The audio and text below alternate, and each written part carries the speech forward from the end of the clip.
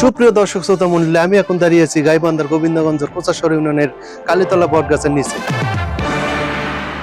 সুপ্রিয় দর্শক শ্রোতা মন্ডলী, গাইবান্ধার গোবিন্দগঞ্জ থানার কোচাশ্বর ইউনিয়নের এই বটগাছ, এই জায়গার নাম কালীতলা। দেখুন কত সুন্দর একটা বটগাছ, দেখাও, আসো। এই বটগাছটা অনেক সুন্দর। আজকে প্রচন্ড গরম, হ্যাঁ, এই গরমের মধ্যে আমি আমার ভাইস্তা এখানে আসছি। এত সুন্দর এই জায়গাটা, কি বলবো। আমি কিন্তু দেখুন উঠে চলে আসছি বটগাছ। হ্যাঁ, খুব মজা, ভালো লাগতেছে এখানে। ঠিক আছে, আর বেশি দূর উঠতে চাই না। এই গাছটা আপনাদেরকে একটু উপর থেকে দেখাই দাও। এই যে দেখুন বন্ধুরা, এই দিক দিয়ে চলে গেছে গাছটা। মাশাআল্লাহ, সুন্দর একটা গাছ। এখানে এটা গাবের গাছ না বন্ধুরা?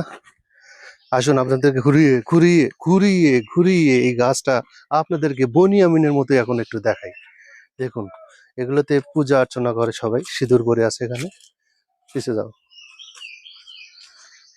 হ্যাঁ, এই বট গাছটা আসলে অনেক সুন্দর। দেখুন, এগুলা অনেকেই এখানে হয়তোবা আড্ডা দেয়, ওখানে বসে এখানে সময় কাটায়। গাছটা অনেক সুন্দর।